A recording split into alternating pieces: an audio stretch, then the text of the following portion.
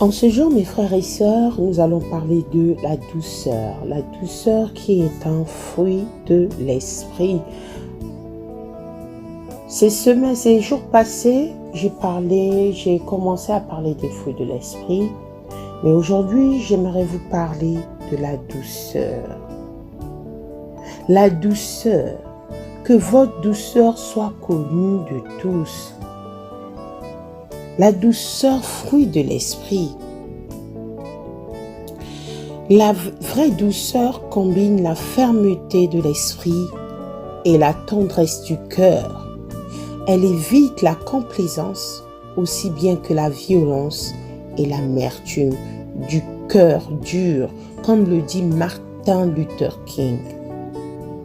Celui qui est doux, mes frères et sœurs, a une puissance singulière qui se compose de la réalité, de la force et de l'apparence de la faiblesse. Si vous avez été confronté à quelqu'un de doux, vous vous êtes aperçu qu'une telle personne jouit d'une grande force, mais que cette force n'est pas apparente. 1 Pierre 3, verset 4 nous dit « Mais la parure intérieure est cachée dans le cœur, la pureté incorruptible d'un esprit doux et paisible qui est d'un grand prix devant Dieu. » Mes frères et sœurs, qu'est-ce que nous comprenons dans 1 Pierre 3, verset 4? La douceur comme une parure de grand prix, c'est la parure intérieure dont nous rêve l'esprit, nous revête l'esprit. Combien ce fruit de l'esprit est d'une grande importance pour notre vie intérieure. Il est écrit, revêtez-vous d'entrailles de douceur. Mes frères, revêtez-vous d'entrailles de douceur.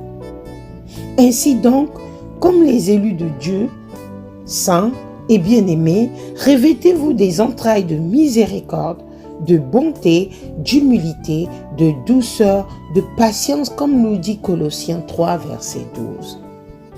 Vous voyez que cette douceur rejoint d'autres fruits de l'esprit, qui est la bonté, l'humilité, la patience. Chacun aime et apprécie la douceur.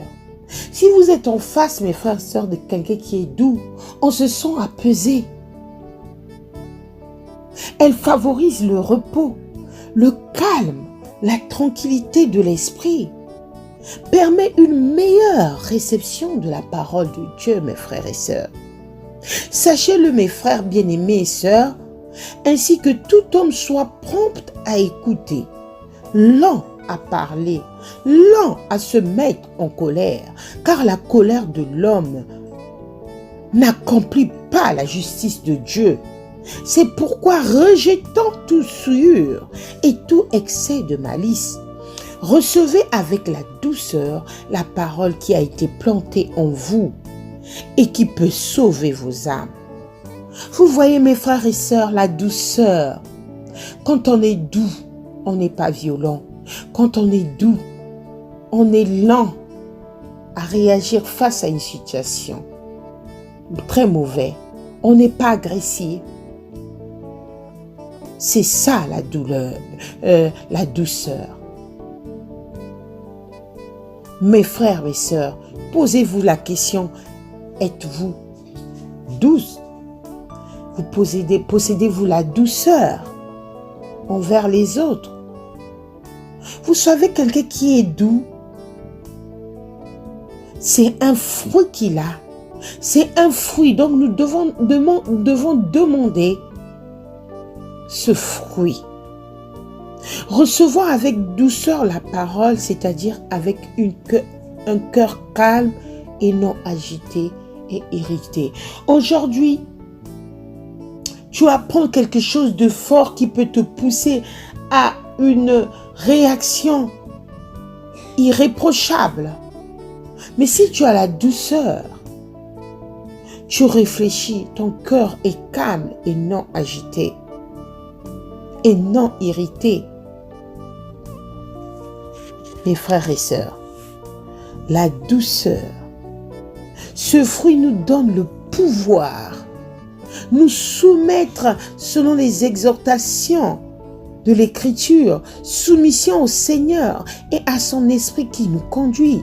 Cette soumission qui est de faire ce qui est agréable à Dieu. Moïse, vous connaissez bien Moïse, fut l'homme le plus doux de son temps. Le savez-vous?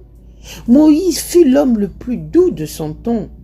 Bien que plein de force intérieure et vivant au milieu d'un peuple au cou raide, vous avez vu tout ce qu'il a vécu, Moïse, après avoir fait sortir les enfants d'Israël d'Égypte. Mais tellement que les enfants d'Israël étaient toujours dans l'incompréhension, dans l'envie, dans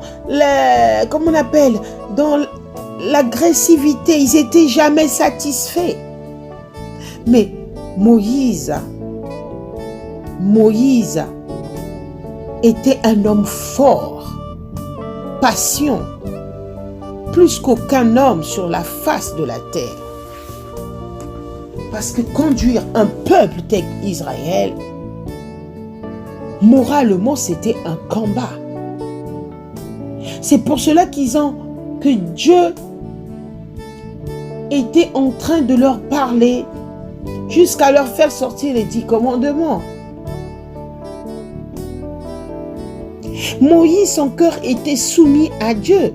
Chaque fois qu'il a laissé une colère incontrôlée le dominer, il a commis une faute. C'est pour cela que nous devons avoir l'esprit de douceur, mes frères. Nous devons avoir l'esprit de douceur.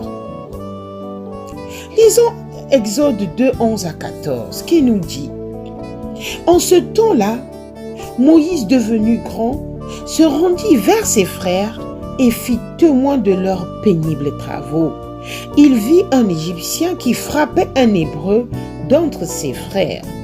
Il regarda de côté et d'autre, et voyant qu'il n'y avait personne, il tua l'Égyptien et le cacha dans le sable. Il sortit le jour suivant, et voici 2 Hébreux se querellaient. Il dit à celui qui avait tort: pourquoi frappes-tu ton prochain? Et cet homme répondit: qui t'a établi chef et juge sur nous? Penses-tu me tuer comme tu as tué l'Égyptien? Moïse eut peur et dit: certainement la chose est connue. Mes frères et sœurs, vous voyez que Moïse,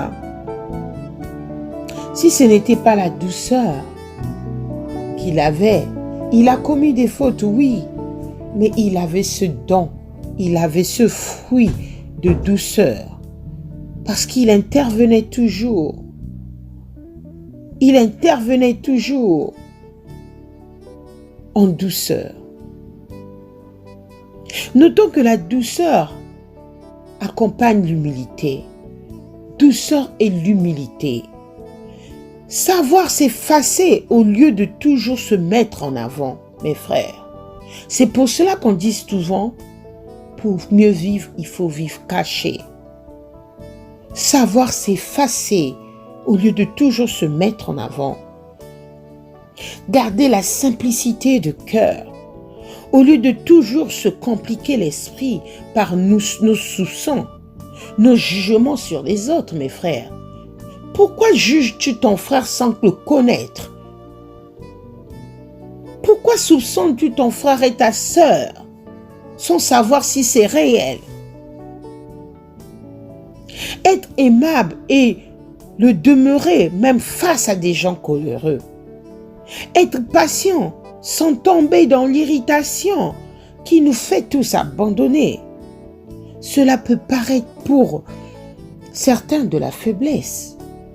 Cependant, cette apparence de faiblesse cache la réalité des trésors, inestimables aux yeux du Seigneur. Mes frères et sœurs, la douceur et l'humilité. Sachez qu'en étant humble, vous êtes élevés. En ayant la douceur, vous êtes élevés. du Seigneur Jésus-Christ comme de l'apôtre Paul, il est montré leur douceur aussi sous cet aspect de faiblesse qui en vérité n'en est pas une. Matthieu 11, 29 nous dit « Prenez mon joug sur vous et recevez mes instructions, car je suis doux et humble de cœur, et vous trouverez du repos pour vos âmes, mes frères et sœurs. » Jésus-Christ déclare « Je suis doux », qu'il est doux, et il est doux, notre Jésus, notre Seigneur des Seigneurs. Il dit bien dans Matthieu 11, verset 29, « Prenez mon joug sur vous et recevez mes instructions, car je suis doux et humble de cœur, et vous trouverez du repos pour vos âmes. » Mes frères, si nous sommes doux et que nous venons auprès de notre Seigneur Jésus-Christ, ramenez nos fardeaux, nos jougs, vous verrez la douceur en vous. En face des difficultés, en face des tempêtes, en face des circonstances de la vie qui vous déstabilisent, une douceur va jaillir votre cœur. Mes frères et sœurs, soyez doux. Demandons à l'Esprit Saint la douceur. Demandons à l'Esprit Saint la douceur. Ne soyons pas agressifs, ne soyons pas sévères, ne soyons pas coléreux, ne soyons pas remplis d'orgueil. Demandons l'esprit de douceur en nous. Cette douceur, comme Jésus dit que je suis doux, c'est un fruit de l'esprit. Parce que quand on a la douceur, tous les fruits de l'esprit viennent jaillir en vous. Quand on est doux, on est patient, on est humble. Que Dieu nous bénisse par rapport à cette parole. N'oublions pas, mes frères et sœurs, que nous devons apporter nos jougs dans la prière auprès de notre Seigneur Jésus-Christ. Et jaillira en nous un esprit de douceur. Que Dieu nous bénisse. Amen.